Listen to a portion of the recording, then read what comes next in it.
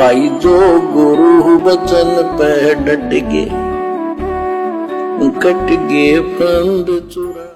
मालिक के जब सतगुरु के साथ जुड़ते हो, एन बिल्कुल सच्ची सुची आत्मा से बात करा करो। जरा सी गड़बड़ करोगे वो बहुत रुष्ट हो जाएगा। गुरु से लगन कठिन है भाई। सबसे कठिन काम इस भक्ति मार्ग पर मोक्ष प्राप्ति के लिए गुरु से लगन कठिन है भाई। बस गुरु से जिसकी लगन लग गई उसका तो वही बेड़ा पार। और गुरु से लगन लगने का मतलब क्या है? जैसे एक पतिव्रता औरत अपने पति के कहे अनुसार चलती है। उसके पति ने कह दिया कि पड़ोस में उन लोगों से बात नहीं करना, तो वो बिल्कुल बात नहीं करेगी। उसके पति ने कह दिया तुझे ये काम करना है, वही काम करेगी। उसको कहते पतिव्रता। और हम भगत भाई बहन क्या कर रहे हैं? 2014 बरवाला कांड के बाद से गुरु जी की सारी मर्यादाओं की धज्जियां उड़ा चुके हैं। कितना नाराज हुआ होगा परमात्मा हमसे। अरे जो भगत भाई बहन मां या बाप की पदवी पे हैं, अगर उनके कहे अनुसार उनके बेटा बेटी नहीं चलते तो सोचो उनका दिल कितना दुखता होगा, वे अंदर से कितने दुखी होते हैं। और सतगुरु तो हमें कितना प्रेम करते हैं, ये हमारे असली पिता हैं, असली माता हैं। और जब हम इनकी आज्ञा तोड़ते हैं, इनका वचन तोड़ते हैं, भक्ति मार्ग को हल्के में लेते हैं, तो सोचो ये कितने नाराज होते होंगे। और जिसने अपने सतगुरु को नाराज कर दिया, भाई उसका मोक्ष कैसे होगा? सतगुरु को तो प्रसन्न करना है। अरे नाराज तो हम करते ना आए, नाराज करके तो हम सतलोक से आए थे नीचे। अब इनको और अधिक नाराज करके हम सतलोक नहीं जा सकते। हमने सतगुरु को प्रसन्न करना पड़ेगा। तो कहते गुरु से लगन कठिन है भाई। और जिसकी गुरु से लगन लग गई ना, फिर वो मर्यादा तोड़ने की बातें सौपन में भी नहीं सोचेगा। जगत वालों के साथ यारी दोस्ती रिश्तेदारी निभाने की सौपन में भी नहीं सोचेगा। उसको तो केवल अपना आत्म कल्याण दिखाई देगा। और रात को सोने से पहले चिंता करेगा, विचार करेगा कि आज मेरे से पूरे दिन में कहीं गुरुजी की मर्यादाओं में कोई त्रुटि तो नहीं हो गई, जाने अनजाने में मेरे से कोई नियम तो नहीं टूट गया। रात को सोने से पहले विचार करेगा, तब कहीं जाकर गुरु से लगन लगती है। तो सृष्टि में मोक्ष प्राप्ति के लिए सबसे कठिन काम गुरु से लगन। और यह लगन केवल गुरुदेव के विशेष आशीर्वाद से सत्सेवक भाई बहनों की लग रही है। गुरु से लगन का मतलब है आपके घर में गुरु के अलावा किसी और की फोटो नहीं होनी चाहिए। गुरु से लगन का मतलब है आपकी जुबान से अपने गुरुजी के अलावा किसी और का जयकारा नहीं निकलना चाहिए। गुरु से लगन का मतलब है आपका सिर आपके गुरुजी के चरणों के अलावा किसी और के आगे नहीं झुकना चाहिए। यानी गुरु के अलावा किसी और को दंडवत नहीं होना चाहिए। उसको कहते हैं गुरु से लगन लगना। लेकिन यह इतना आसान नहीं है, तभी तो भगवान को शब्द बनाना पड़ा। अगर इतना ही आसान होता गुरु से लगन लगाना, तो परमात्मा ये शब्द ही ना गाते। लेकिन ये सबसे कठिन काम है। गुरु से लगन कठिन है भाई। और जिसने लगन लगाई है, जिसने लगन लगाई है, उसने अपना सब कुछ खोया है, सब कुछ। आप एक बगल में दुनिया रखोगे, एक बगल में सतगुरु रखोगे, कभी नहीं होगा। दो नावों की सवारी करने वाला कभी भी मंजिल को प्राप्त नहीं कर पाता। एक तरफा होना पड़ेगा, एक तरफा। जगत का और भगत का तो 36 का आंकड़ा है। हमारे सतलोक आश्रम से जुड़ी हुई भाई बहनों की लगन ही तो नहीं लगी। अगर लगन लग जाती अपने सतगुरु से, क्योंकि सतगुरु में लगन कब लगेगी? जब सतगुरु में परमात्मा दिखाई देगा। और जब परमात्मा दिखाई दे जाएगा सतगुरु में, तो फिर जून के महीने में और किसका प्रकट दिवस मनाओगे? शौपन में सोच भी नहीं सकते। तो सबसे कठिन काम गुरु से लगन। लगन लगे बिन काज न सरता, लगन लगे बिना काज न सरता। जीव पर हो जाई गुरु से। लगन लगे बिन काज न सरता। कौन सा काज, कौन सा कार्य? मोक्ष, सतलोक। गुरु से लगन लगे बिना हमारा जो मुख्य कार्य है इस मनुष्य जीवन से प्राप्त करने का, मोक्ष, मुक्ति, कहते हैं लगन लगे बिन काज न सरता। जीव परलय हो जाता, ये जीव फिर 84 लाख योनियों में चला जाता है, सतगुरु की शरण में आकर भी सतगुरु से लगन ना लगा पाने के कारण। और आगे परमात्मा में उदाहरण देंगे कि किस कदर सतगुरु से लगन लगानी पड़ती है। सतगुरु से लगन लगाने वाला फिर पीछे संसार की तरफ मुड़ के नहीं देखता, फिर वो गुंडों की सीबीआई जांच का समर्थन नहीं करेगा, जाटों के धरने में जाके नहीं बैठेगा, स्टेडियम नहीं बनवाएगा, 2 कोड़ी के राजनेताओं के पीछे उनकी रैलियों में धक्के नहीं खाएगा, वो आडंबर और पाखंड नहीं करेगा, जिसकी गुरु से लगन लग जाएगी। लगन कठिन है भाई, जैसे पपैया प्यासा बूंद का, पिया पिया टेर लगाई। जैसे पपैया प्यासा बूंद का, पिया पिया टेर लगाई। प्यासे प्राण निकल जा बेशक, प्यासे प्राण निकल जा बेशक, और नीर ना भाई गुरु से। प्यासे प्राण निकल जा बेशक, और नीर ना भाई। अपने गुरु के अलावा, अपने पति के अलावा, क्योंकि सारे उदाहरण यहां पर गुरु और शिष्य के गहरे रिश्ते को समझाने के लिए बताए गए हैं। जिस प्रकार वो पपैया पक्षी, वो अगर पानी पिएगा, प्यास बुझाएगा तो केवल आसमान से पड़ने वाली बूंद से। पपैया नीचे जमीन का पानी नहीं पीता, बेशक वो प्यासा मर जाए, आसमान से जो बूंद गिरती है उसी से पपैया प्यास बुझाता है।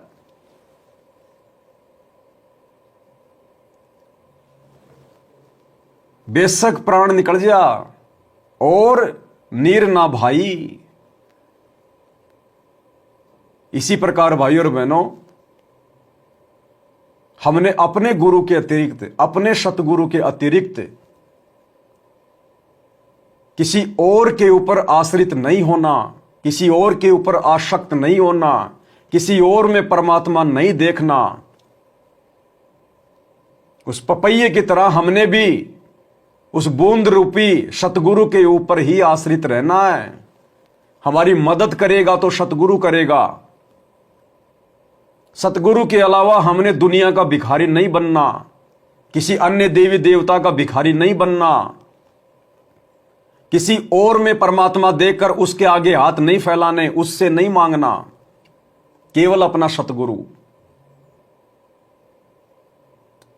और जब उस पपैये की वो तड़प देखता है परमात्मा, तो फिर परमात्मा आसमान से बूंद भी भेजता है उसके लिए, क्योंकि परमात्मा को पता है कि ये मर जाएगा लेकिन नीचे का पानी नहीं पिएगा। इसी प्रकार जब सतगुरु देख लेगा कि मेरी आत्मा पूर्णतया मेरे ऊपर समर्पित हो चुकी है, मेरे अलावा ये मर जाएगा लेकिन शौपन में भी किसी को नहीं पूजेगा, शौपन में भी किसी को दंडवत नहीं करेगा मेरे अलावा, अपने सतगुरु के अलावा, उसके बाद फिर सतगुरु अपनी आत्मा के सारे रास्ते खोल देता है। परमात्मा फिर पल पल साए की तरह अपने आत्मा के साथ हो जाता है। फिर यह काल ऐसी आत्मा को दुखी नहीं कर सकता। सतगुरु रूपी दीवार इस काल को सामने खड़ी दिखाई देती है, खड़ी, उसके सर में टक्कर लगती है। तो हमने इस कदर पतिव्रता पद पे आना पड़ेगा, अपने गुरु से लगन लगानी पड़ेगी, केवल अपने गुरु से, कि केवल मैं और मेरा गुरु, तीसरा कोई बीच में नहीं। चाहे खुद कोई भगवान भी और उतर के क्यों ना आ जाए, वो दाढ़ी मूंछ वाला कबीर भी क्यों ना आ जाए उतर के, वो तो कर है ही नहीं। अगर हमारे गुरुदेव हमारी परीक्षा के लिए उस दाढ़ी मूंछ वाली फोटो का रूप बना लें, तो भी हमने उनकी तरफ झांकना भी नहीं है, देखना भी नहीं है, ये सोचकर कि देखो जी कबीर जी आ गए, कबीर भगवान आ गए ना। अगर इतना भी मन में आ गया ना, उसी समय परमात्मा अंतर्यामी है, रिजेक्ट कर देगा कि मेरे अलावा किसी और में परमात्मा देख रहा है। वो तो अंतर्यामी है, उससे तो मन की बात नहीं छुपती। हम आने वाले 10 साल के बाद में क्या सोचेंगे वो भी सतगुरु को पता है। तो ऐसे अंतर्यामी से फिर छल कपट कैसी। हमें एक भाव हो जाना अपने गुरुदेव से, एक भाव, तब परमात्मा हम पे रजा बख्शेंगे। लगन कठिन है भाई, लगन लगे बिन काज न सरता, लगन लगे बिन काज न सरता, जी परल हो जाई गुरु से। लगन कठिन है भाई, जैसे मृगा शब्द स्नेही, शब्द सुनन को जाई। जैसे मृगा शब्द स्नेही, शब्द सुनन को जाई। शब्द सुने और प्राण दान दे, शब्द सुने और प्राण दान दे, तन की रह सुध नाही गुरु से। परमात्मा ने हिरण का उदाहरण दिया, मृग का। शिकारी एक ऐसी मधुर वाणी जो एक विशेष होती है, वो बजाता है, एक शब्द निकालता है सारंगी से, और उस शब्द के वशीभूत होकर हिरण यानी मृग शिकारी के घुटनों पे अपना सिर रख देता है। हिरण, क्योंकि वो वशीभूत होता है, मजबूर होता है वो। और वो शिकारी उसको पकड़कर फिर क्या क्या करता है, भले मारे, भले खाल उतारे, भले जो मर्जी करे। वो हिरण उस बात की परवाह नहीं करता कि मेरे साथ में शिकारी क्या करेगा। वो शब्द के ऊपर इतना वशीभूत हो जाता है। तो हमारे पूज्य गुरुदेव भगवान ने आज हमें जो शब्द सुना दिए, जो अनमोल ज्ञान हमें दे दिया, जो सत्संग दे दिए, जो मोक्ष का मार्ग बता दिया, अब हमने उस हिरण की तरह अपने गुरुदेव के ऊपर आसक्त होना है, आश्रित होना है, अपने गुरुदेव के चरणों में अपना तन मन धन रख देना है।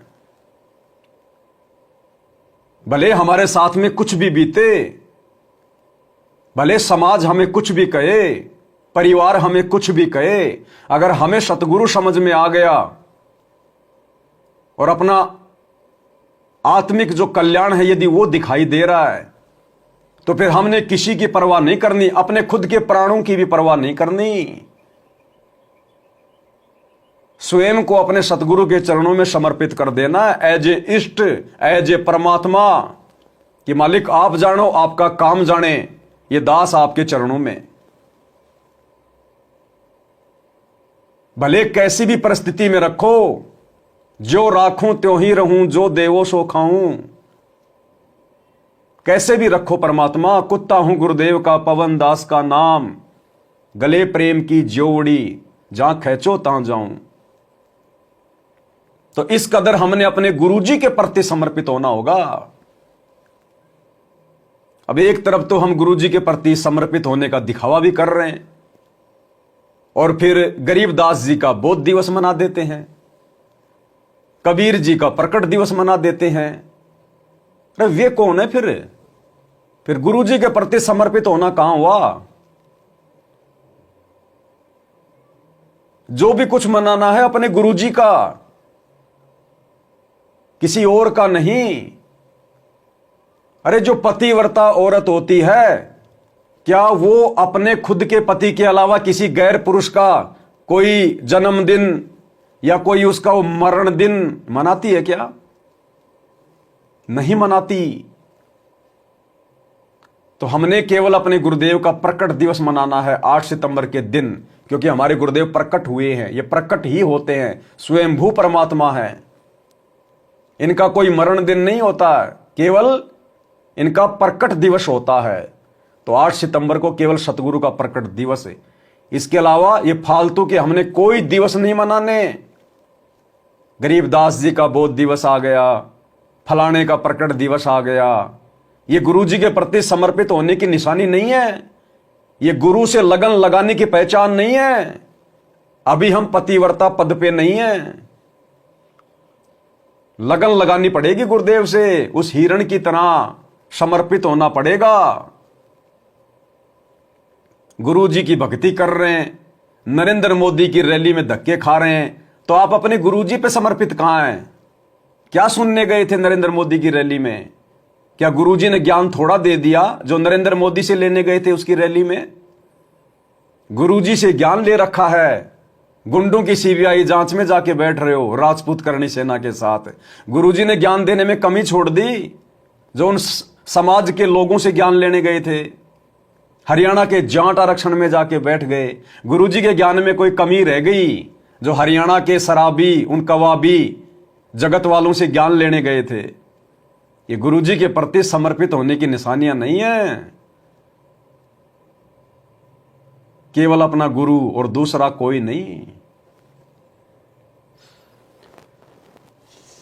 लगन कठिन है भाई, लगन लगे बिन काज न सरता, लगन लगे बिन काज न सरता, जीव पर हो जाए गुरु से, लगन कठिन है भाई। जैसे सती चढ़ी सता करे, अपने पिया लो लाई, अग्नि देख डरे नहीं मन में, पिया संग जड़ जाए गुरु से, लगन कठिन है भाई। कैसे लगन लगानी है अपने गुरुदेव से, अपने परमात्मा से? सती का उदाहरण दिया परमात्मा ने। गुरुदेव कहते पहले समाज में एक कुप्रथा थी, जिस औरत का पति मर जाता था उस औरत को भी उसके साथ चिता पर बैठाकर जिंदा जला दिया जाता था, और उस औरत में भी ऐसी भावना भर दी जाती थी, वो औरत रुकने से भी नहीं रुकती थी, वो अग्नि से नहीं डरती थी, वो अपने पति से इतना प्रेम किया करती थी, अपने पति पर इतनी आश्रित हुआ करती थी कि वो अपने पति के साथ समाज में जीने से बेहतर मरना समझती थी कि जब मेरा पति नहीं रहा तो मेरा कौन है यहां पर जिसके ऊपर मैं आश्रित थी।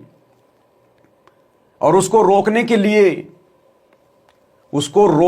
लिए उसको तरह तरह के लोभ लालच दिखाए जाते थे परिवार के द्वारा कि देख तेरे छोटे छोटे बच्चे हैं, अरे तेरे बाद तेरे बच्चे कैसे रहेंगे, इनको कौन संभालेगा। वो बच्चे भी रो रहे होते मां का पल्लू पकड़कर कि मां मां मां मत जा मत जा, लेकिन वो बच्चों की तरफ भी ध्यान नहीं देती। उसकी सुरती, उसकी लो, उसकी लगन अपने प्रीतम में, अपने पति में, कि मुझे तो अपने पति के साथ जाना है, मेरा पति नहीं तो फिर मेरा यहां कौन। ये बच्चे मुझे बाद में मिले, पहले मुझे मेरा पति मिला था, मेरे पति से बच्चे हैं, इन बच्चों से पति नहीं है। उसको उसके जेवरात, उसके गहने दिखाए जाते हैं कि देख तेरे पास कितने सोने के गहने, इनको कौन पहनेगा, अगर तू जल गई तो तेरे बाद तेरी संपत्ति का वारिस कौन होगा। वो किसी तरफ नहीं देखती, बस मुझे मेरे पति के साथ जाना है। तो गुरुदेव हमें समझाना चाहते हैं कि हमारा भी अंत समय में, जब सतलोक चलने का समय आए, जब परमात्मा विमान लेके आए, उस समय हमारी भी सुरती केवल परमात्मा में, हमारे गुरुदेव में, उस सतलोक वाले विमान के इंतजार में कि कब आएगा वो जहाज, कब आएगा वो विमान जिसके बारे में गुरुजी सत्संगों में कहते हैं। पीछे आपका पोता है, आपकी पोती है, हमने किसी की तरफ नहीं देखना। आपके पास में कितनी संपत्ति है, नहीं देखना। हमें तो वो अखंड संपत्ति प्राप्त करनी है, ओरिजिनल संपत्ति। यहां तो गुड्डी, जैसे हमें गुरुदेव भगवान कहते हैं ना कि यहां तो एक गुड्डा गुड्डी का खेल है, गुड्डा गुड्डी का खेल। बचपन में छोटे छोटे बच्चे गुड्डा और गुड्डी से खेलते हैं, छोटे छोटे जो खिलौने होते हैं उनसे खेलते हैं, और कोई उनको तोड़ दे, कोई दूसरा भाई बहन हाथ भी लगा दे तो मरने मारने को तैयार हो जाते थे, रोने लग जाते थे। और परमात्मा कहते हैं जब वो समझदार हो जाता था, जब उसको ओरिजिनल कार कोई लाके दे देता था, उसके बाद फिर वो खिलौनों में उसकी आस्था नहीं बनती थी, बन ही नहीं सकती थी। तो ठीक इसी प्रकार इस ज्ञान से हमारे को सतलोक में वो ओरिजिनल चीजें दिखाई देनी चाहिए कि इस पृथ्वी लोक पर ये जितनी भी चीजें हैं, कार, कोठी, गाड़ी, घोड़े, संपत्ति, बेटा, बेटी, रिश्तेदार, ये सब नकली हैं, मिट्टी है। आज नहीं तो कल मरेंगे, आज मैं मर रहा हूं, कल को ये भी मरेंगे। अगर इन्हीं के चक्कर में, अगर इन्हीं के लोभ लालच में, अगर मैं अपने गुरुदेव भगवान के साथ विमान में बैठ के सतलोक नहीं गया, तो ना मैं रहूंगा, ना जिनके लिए मैं रुक रहा हूं वो रहेंगे, फिर फायदा क्या। तो हमने तो ओरिजिनल हार श्रृंगार करने सतलोक में जाके, वहां पहनेंगे हम हीरे मोती के हार, हीरे मोती लाल के हार, कान में, नाक में, गले में, वहां पर पहने जाते हैं, और कोई कमी नहीं। हमारे बड़े बड़े महल, गुरुदेव ने बताया जितनी बड़ी ये पृथ्वी है ना, इतना तो एक एक आत्मा के पास में एक एक महल है, एक एक महल। इतनी बड़ी बड़ी जगह है हमारे पास में। वहां पे विमान सदा घर के सामने खड़ा बताया परमात्मा ने, ऑटोमेटिक चलने वाला, ऑटोमेटिक दरवाजे खुलते हैं। मन की, मतलब मन तो जैसे एक शब्द है, मतलब जैसा हम सोचेंगे वैसा ही वो चल पड़ेगा। पहाड़ों के अंदर से चला जाएगा, पानी के अंदर से चला जाएगा, वहां कोई एक्सीडेंट नहीं होता, कोई डीजल पेट्रोल की आवश्यकता नहीं है, कोई इंजन की आवश्यकता नहीं है, कोई एयरपोर्ट की आवश्यकता नहीं है। जहां मर्जी वहीं उतार लो, वहीं उसको खड़ा कर लो। कोई काम धंधा नहीं करना, स्कूल में नहीं जाना, मास्टरों के डंडे नहीं खाने, किसी का उधार नहीं लेना, झूठ नहीं बोलना, अखंड सुख। भोजन वहां पे पकाना भी नहीं पड़ता, इच्छा करनी पड़ती है कि मुझे ये खाना है। परमात्मा कहते तुरंत तुम्हारी रसोई में हलचल शुरू हो जाएगी, ऑटोमेटिक सारी चीजें जो है पकना शुरू हो जाएंगी, और सेकंडों में तुम्हारे सामने सुंदर सुंदर थालियों में पूरा भोजन आ जाएगा। चाहे लाख प्रकार के व्यंजनों की इच्छा करो, लाख प्रकार की डिश आ जाएंगी। ओरिजिनल वहां पे हमें परिवार मिलेगा। यहां तो हार्ड मास, टट्टी पेशाब का कोथड़ा हम भी और हमारा ये परिवार भी। और गुरुदेव ने मुक्ति बोध में हमें क्या बताया, क्या समझाया कि जो सुख तुम यहां के भोग विलास में ढूंढ रहे हो, असली भोग विलास का सुख भी तुम्हें सतलोक में मिलेगा। असली भोग वहां है, लेकिन वहां पर यह इंद्रिय वाला भोग नहीं है। वहां पर तो इस इंद्रिय वाले भोग से भी अनंत गुना ज्यादा आनंद है, अनंत गुना ज्यादा आनंद। जैसे आपको एक उदाहरण से समझाता हूं। मान लीजिए शादीशुदा है कोई, और वो अपनी पत्नी के साथ में शारीरिक संबंध बनाता है। वो अपनी उस औरत में उस सुख ढूंढने का प्रयास करता है, लेकिन नहीं मिलता। थोड़ी देर बाद वो कोई फिल्म देखता है या कोई फोटो देखता है, और वहां उसको कोई हीरोइन दिखाई दे जाए तो वो उसमें सुख ढूंढने लग जाएगा। वो क्यों देख रहा है वो फिल्म, उस औरत को क्यों देख रहा है? अगर उस व्यक्ति को अपनी औरत में, अपनी औरत के चेहरे में यदि सुख नजर आ रहा है, सुख मिल गया, तो दूसरी औरतों को क्यों देख रहा है? अपने घर की दीवारों पे हीरोइन की फोटो मार्केट से लाके क्यों चिपका रहा है? फिल्में क्यों देख रहा है?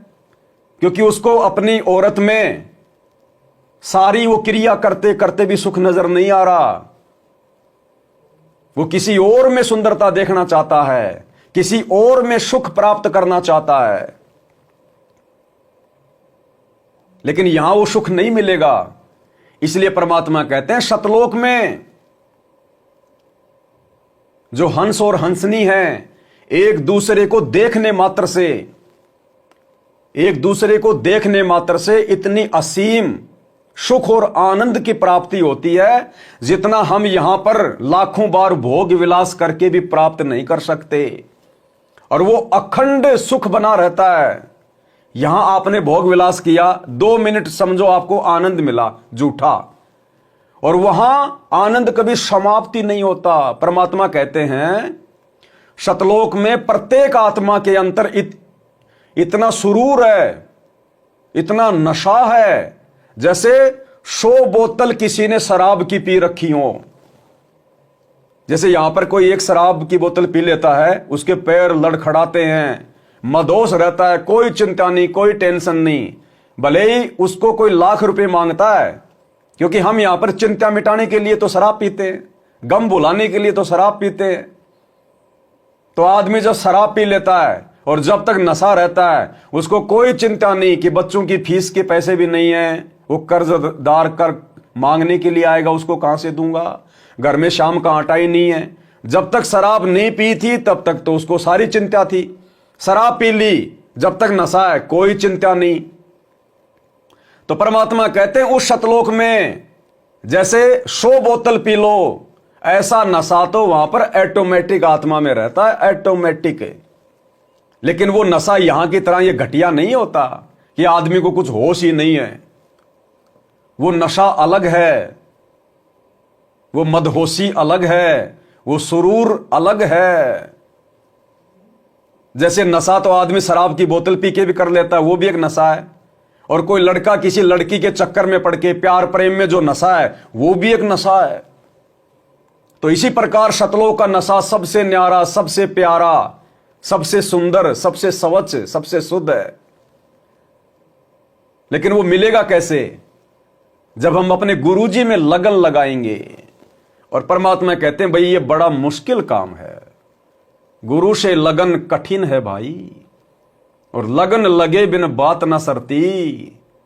और जब तक लगन नहीं लगेगी तब तक तुम वो प्राप्त नहीं कर पाओगे, चाहे कितनी भक्ति कर लो। और लगन लगेगी, यहां की झूठी लगन जो हम लगा के बैठे हैं, धन से, संपत्ति से, अन्य जो परिवारजन हैं उनसे,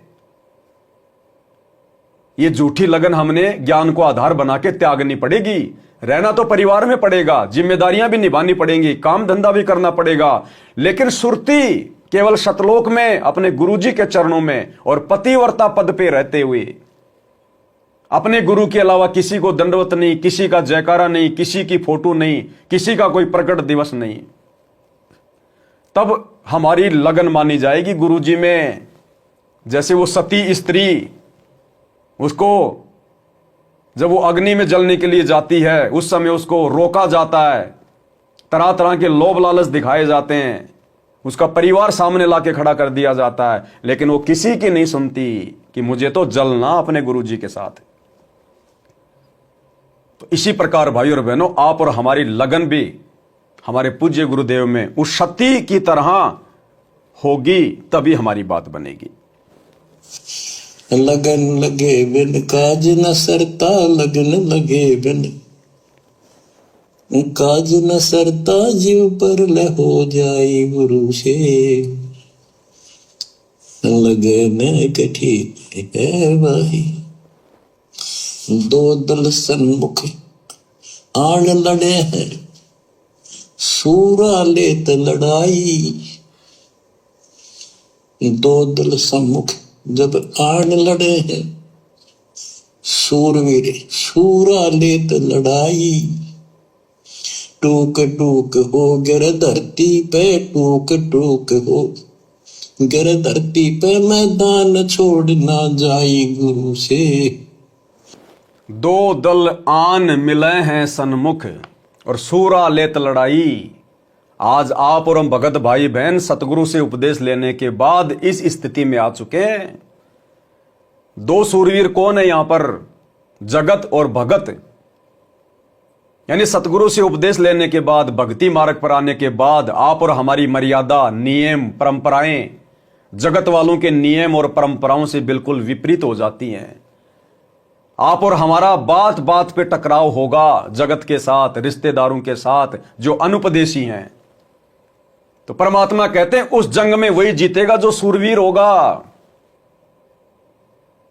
सूरा लेत लड़ाई, टूक टूक हो गिरे धरती पर मैदान छोड़ना जाई।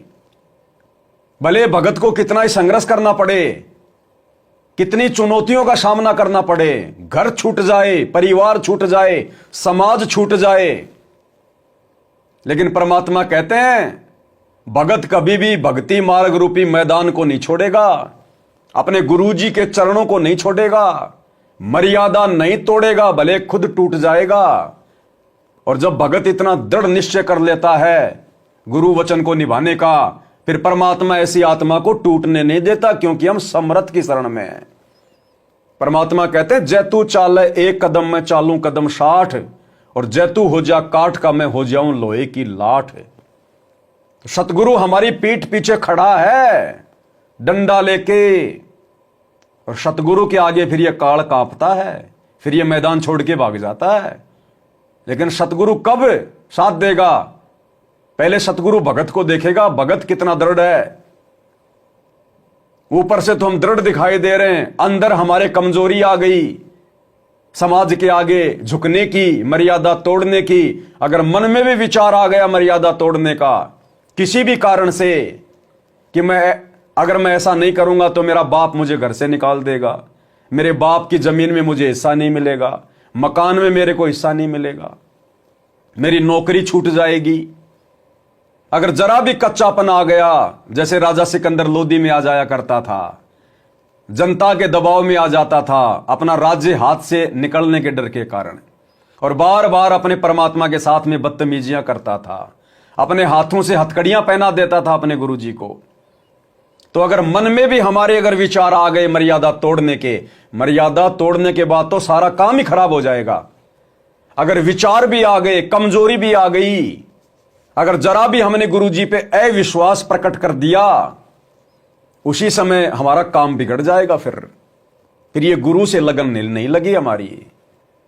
और गुरुदेव भगवान कह रहे हैं तू एक बार आने तो दे उस समस्या को।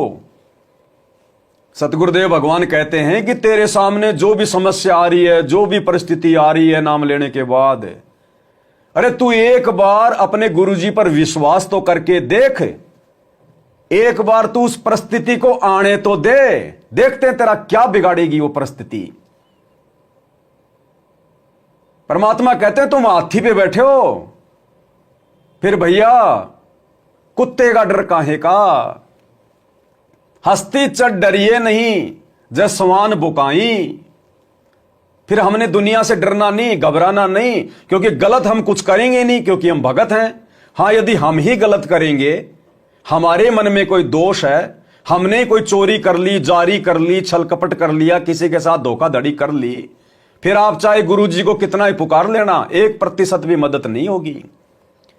और यदि हम सही हैं, दृढ़ हैं, सच्चे हैं, और दुनिया हम पे 1000 लांछन लगा रही है, उस समय अपने गुरुजी पे विश्वास करके देखो, परमात्मा पीछे खड़ा दिखाई देगा, पीछे।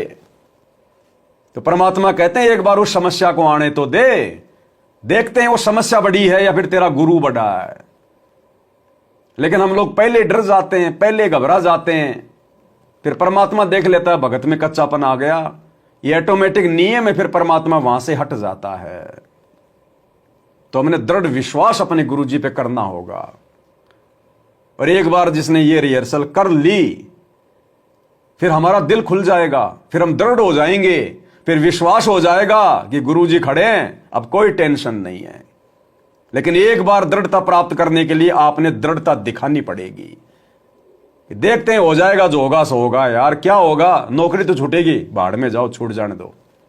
एक बार हिम्मत तो करके देखो। जब ऐसी कोई विशेष समस्या आती है, मर्यादा तुड़वाने वाली, वो गुरुजी की तरफ से हमारी परीक्षा होती है। गुरुजी की तरफ से परीक्षा। परमात्मा जब अपने भगत की परीक्षा लेता है तो इसी प्रकार की विशेष परिस्थितियां पैदा कर देता है। गुरुदेव ने सेव समन की परीक्षा लेनी थी, परमात्मा ने उस दिन ऐसी परिस्थितियां पैदा कर दी, पूरे गांव में किसी ने उनको आटा भी उधार नहीं दिया, चोरी करनी पड़ गई, बच्चे का सिर काटना पड़ गया गुरुजी की इज्जत के लिए। वो परिस्थितियां गुरुजी ने जानबूझ के पैदा की। उन गांव वालों के मन में परमात्मा ने जानबूझ के प्रेरणा पैदा कर दी कि इसको आटा नहीं देना। अगर आटा मिल जाता तो परीक्षा होती ही नहीं, आज सेव समन का नाम होता ही नहीं, आज हमारे लिए उदाहरण बनता ही नहीं। तो वर्तमान में भी वही कबीर भगवान है हमारे गुरुजी के रूप में। और जब परमात्मा परीक्षा लेगा ये तो नियम है। अरे भक्ति मार्ग पर हम शिष्य और हमारे गुरु हमारे मास्टर हैं, तो भैया परीक्षा तो होगी, कभी भी हो सकती है। तो हमने भी परीक्षा के लिए उसी कदर तैयार रहना चाहिए, तब जाके हमारी बात बनेगी। लगन कठी है भाई, लगन लगे बिन काज न सरता, लगन लगे बिन काज न सरता, जीव पर ले हो जाई गुरु से, लगन कठन है भाई। छोड़ो तन अपने की आशा, निर्भय हो गुण गाई, छोड़ो तन अपने की आशा, निर्भय हो गुण गाई। कहे कबीर ऐसा हो हंसा, कहे कबीर ऐसा हो हंसा, सहज मिले सतगुरु आई, गुरु से लगन कठिन है भाई। परमात्मा कहते हैं भगत ने निर्भय होके परमात्मा की महिमा करनी चाहिए। परमात्मा की महिमा करने का मतलब है हम जो गुरुदेव भगवान की आरती करते हैं, भक्ति करते हैं, भक्ति में सब कुछ आ जाता है। भक्ति में जो है सत्संग सुनना भी आ गया, मंत्र करना भी आ गया, आरती करना भी आ गया। तो ये भी एक भक्ति का एक अंग है, गुरु की महिमा है ये। क्योंकि हम गुरु जी के द्वारा प्रदान की गई वस्तुएं ही हम लोग जो है प्रयोग में ले रहे हैं, क्योंकि भक्ति हमें गुरु जी ने दी है। तो गुरु जी की भक्ति करना, गुरु जी की महिमा करना, और वैसे अलग से अपने गुरु जी के जो है महिमा के शब्द गाना, विशेष अपने गुरु जी के प्रति कोई चिंतन मनन करना, अपने गुरु जी के द्वारा किए गए जो उपकार हैं उनके लिए अपने गुरु जी का धन्यवाद करना, ये भी गुरु जी की महिमा में आता है। तो परमात्मा कहते हैं जब आप सतगुरु से उपदेश ले लेते हो तो निर्भय होके महिमा करो, निर्भय होके भक्ति करो। भक्ति करने में डरो मत, शर्मा शर्मी नहीं करनी चाहिए कि मैंने माला हाथ में ले रखी है, लोग क्या कहेंगे, बन गया भगत है। और ये दुनिया सारा दिन सिगरेट हाथ में लेके घूमती है, उनको तो कोई शर्म नहीं आती। फिर हम तो शुभ काम कर रहे हैं, हम तो भक्ति कर रहे हैं, मंत्र जाप कर रहे हैं, हमने तो बड़े जो है गर्व के साथ में मंत्र जाप करने चाहिए। अरे जब वो बड़े जो है गर्व के साथ में सिगरेट पी रहा है और चुटकी मार मार के धुआं उड़ा रहा है, उसको शर्म नहीं आ रही कुकर्म करते हुए, तो हमारे को शुभ कर्म करते हुए, माला हाथ में लेके सुमरण करते हुए काहे की शर्म, किसका भय, किसका डर। तो परमात्मा कहते हैं भगत ने निर्भय होकर भक्ति मार्ग पर अपनी जो क्रिया है वो करनी चाहिए। डरना नहीं चाहिए कि वो क्या सोचेगा, वो क्या कहेगा। नहीं, हमारे गुरुजी क्या सोचेंगे, हमारे गुरुजी क्या कहेंगे, हमने इस बात का डर होना चाहिए। दुनिया का डर नहीं होना चाहिए। दुनिया तो हमारी तरह मिट्टी है, उससे क्या डरना। गलत काम हम करते नहीं और सत्य काम करेंगे, सही कर्म करेंगे तो गुरुजी हमारे साथ में है, फिर डर काहे का। तो परमात्मा कहते हैं निर्भय होके भगत ने गुण गाना चाहिए। लेकिन भाई बात वही है, जब तक गुरु से आपकी लगन नहीं लगेगी तब तक आप निर्भय होके भक्ति नहीं कर सकते। अगर आपने निर्भय बनना है तो आपने अपने गुरुजी के प्रति समर्पित होना पड़ेगा, तब गुरु अपना विशेष आशीर्वाद देता है उस आत्मा को, तब वो आत्मा खुल के कह पाती है, भक्ति कर पाती है। अन्यथा काल ने 50 प्रकार की समस्याएं जीव के सामने पैदा कर रखी होती हैं। तो निर्भय होने के लिए भी गुरु से ही लगन लगानी पड़ेगी, गुरु का ही हमारे को कृपा पात्र बनना पड़ेगा, एकमात्र गुरु का ही आशीर्वाद लेना पड़ेगा। अगर आप जून के महीने में उस दाढ़ी मूंछ वाले कबीर जी की फोटो का कबीर प्रकट दिवस मनाकर उसको भोग लगाकर अगर आप उसका आशीर्वाद ले रहे हैं तो गुरु का आशीर्वाद आप तक कभी नहीं पहुंचेगा, कभी भी। एक कहावत है, छोटी सी एक कहानी है। बारिश का समय था, एक आदमी जा रहा था, रास्ते में कोई नदी थी, सोचा मैं नदी पार कर लूंगा। वो नदी में उतर गया, नदी ज्यादा गहरी थी, वो डूबने लग गया, तैरना उसको आता नहीं था, हाथ पैर मार रहा था। अब वो क्या करता था, सोमवार को शंकर जी को याद करता था, शंकर जी का जो है मतलब व्रत किया करता था, मंदिर में जाता था। तो अपने इष्ट को याद करने लगा, हे शंकर भगवान, हे शंकर भगवान, हे देवों के देव महादेव, हे गणेश के पिता। अब जब आत्मा की पुकार हुई तो ऊपर से देखा भाई महादेव जी ने, भाई कौन भगत है, किस पे आपत्ति आ गई। ध्यान से देखा, ओ हो भगत जी तो भाई नदी में डूब रहे हैं। अब ये भी बेचारे जीव हैं, थोड़ी बहुत शक्ति प्राप्त है, इनको भी आने जाने में थोड़ा टाइम लगता है। तो शंकर जी अपना तैयार होने लगे, अपना त्रिशूल वर्शूल लेने लगे, देखने लगे कहां रखा है त्रिशूल। अब इतने में भगत को धैर्य कहां, इतने में तो भगत ने फिर मंगलवार को हनुमान जी का व्रत करा करता था, हे हनुमान जी, हे लाल लंगोटे वाले, हे बाबा जी। अब शंकर जी ने देखा, अरे भगत ने तो धुन चेंज कर ली, ये निकम्मा, ये तो पतिव्रता है ही नहीं, ये तो निकम्मी आत्मा है। थोड़ी देर पहले तो मेरे को पुकार रहा था कि तू मेरा बाप, तू मेरा बाप, अब हनुमान जी को कह रहा तू मेरा बाप, तू मेरा बाप। मरने दे आरामखोर को। शंकर जी ने वापस अपना डमरू और त्रिशूल रख दिया। अब उधर से जय हनुमान करने लगा, हे महावीर, हे महावीर। तो महावीर जी ने देखा, रहा कौन भगत है भाई। अब महावीर जी भी पहलवान आदमी है, लंगोट मंगोट बांधने लगा, थोड़ा बहुत अपना जो गदा वदा था वो भी हाथ उत में लेके चलता है। अब वो देखने लगा कहां रखी है मेरी गदा, गदा वदा लेने गया भगत को बचाने। इतने में तो भाई साहब फिर बुधवार को गणेश जी के मंदिर में जाया करता था, हे लंबोदर, हे लंबोदर, हे गणेश जी, हे गणेश जी। पिता थारा महादेव, माता थारी पार्वती, लड्डवन का भोग लगे, मूसी की कर सवारी। हनुमान जी ने देखा, रहा ये तो नालायक आदमी है भाई, ये तो दोगला आदमी है। थोड़ी देर पहले तो मेरे को अपना बाप कह रहा था, अब ये गणेश जी को अपना बाप बना रहा है। मरने दे आरामखोर को। तो भाई और बहनों, कहने का मतलब है, जैसे ही ऊपर से उसकी सहायता करने के लिए कोई चलता, तुरंत वो दूसरी धुन पकड़ लेता, अंत में वो डूबा, मरा। तो इसी प्रकार भाई और बहनों, 8 सितंबर के दिन तो इन सतलोक आश्रमों में अपना बाप बना लिया जाता है सतगुरु रामपाल जी को, उनका अवतरण दिवस मना के। थोड़े दिन बाद में जून के महीने में अपना बाप बना लिया जाता है उस दाढ़ी मूछ वाली कबीर जी की समझे जाने वाली मुर्दा फोटो को। कुछ दिनों बाद अपना बाप बना लिया जाता है गरीबदास जी का बोध दिवस मना के। तो बताओ भगवान कैसे सुनेगा। ये अपने गुरुजी में लगन लगाना थोड़ी है, ये तो वैश्या भक्ति है, वैश्या भक्ति। हमारे तो अनेकों पति हो गए, हमारी लगन हमारे गुरुजी में कहां रही। तो परमात्मा कहते हैं गुरु से लगन कठिन है भाई। तो ये सतलोक आश्रमों से जुड़े हुए भाई बहनों की अभी तक अपने गुरु में लगन लगी नहीं है। लगन तो सत्सेवकों की लगी है।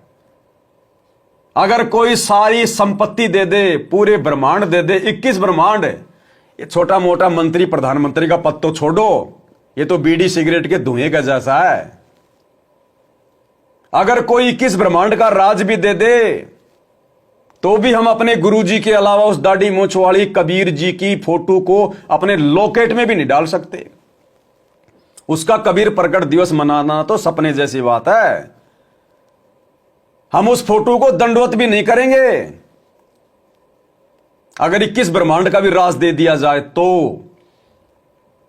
तब परमात्मा प्रसन्न होता है। इसको कहते हैं नुक्ते ऊपर रीजेगा रे, करोड़ कर्म जल जाएं तुम्हारे। ये होता गुरु से लगन लगाना। कोई हमें कहे कि फला फला राजनेता की रैली है, चलो उसका भाषण सुन के आते हैं, उसकी रैली में चलते हैं। अगर हमें देश का प्रधानमंत्री बना दिया जाए तो भी हम उस तरफ मुंह करके भी नहीं सोएंगे। उसकी रैली में जाना तो बहुत दूर की बात है। यह होता है गुरु से लगन लगाना, गुरु की आज्ञा में चलना। गुरु की आज्ञा आवही, गुरु की आज्ञा जाए। कहे कबीर उस भगत को तीन लोक भय नाए। यह होता है गुरु से लगन लगाना। इसलिए गुरुदेव कह रहे हैं कि गुरु से लगन कठिन है भाई। देख लो इन आश्रमों में कैसे राजनेताओं के पीछे दौड़ते हैं मक्खी मच्छर की तरह, कैसे रैलियों में धक्के खाते रहते हैं, आरक्षणों में धक्के खाते हैं, गुंडों की सीबीआई जांच में जैसा उनका कोऑर्डिनेटर कह देता है वैसा ही करने लग जाते हैं, जैसा पीला पर्चा निकाल दिया वैसा ही करने लग जाते हैं। खुद की बुद्धि है ही नहीं। ज्ञान को तो खुट्टी पे टांग रखा है, ज्ञान आधार बनाना तो बहुत दूर की बात है। तो कैसे गुरु से लगन लगेगी? और नहीं लगी तो यही धक्के खाएंगे फिर। बच्चों, इतने अजब गजब के प्रमाण दिए हैं और इतनी लगन आपकी लगनी चाहिए। कहते हैं परमात्मा ने कहा कि जैसे पपैया एक पक्षी होता है, वो केवल आकाश से बरस रही बूंदों को का पानी ही पीता है, वो मिले तो पिएगा और पृथ्वी का जल वो नहीं पी सकता, बेशक मर जा पीवा नहीं। इसी प्रकार अपने कबीर भगवान के अतिरिक्त, अब कबीर भगवान कौन है? सतगुरु रामपाल जी अपने कबीर भगवान के अतिरिक्त किसी और की पूजा नहीं करेंगे, किसी और की भक्ति नहीं करेंगे। वो कबीर प्रकट दिवस नहीं मनाएंगे जून के महीने में नकली कबीर का। तो गुरुदेव कह रहे हैं इसी प्रकार अपने कबीर भगवान के अतिरिक्त या फिर अपने गुरु के अतिरिक्त, क्योंकि गुरु ही हमारा कबीर है, कबीर ही हमारा गुरु है, लेकिन वो दाढ़ी मूछ वाला हमारा कुछ भी नहीं है। भाई जो गुरु बचन पे डट गए, कट गए फंद 84।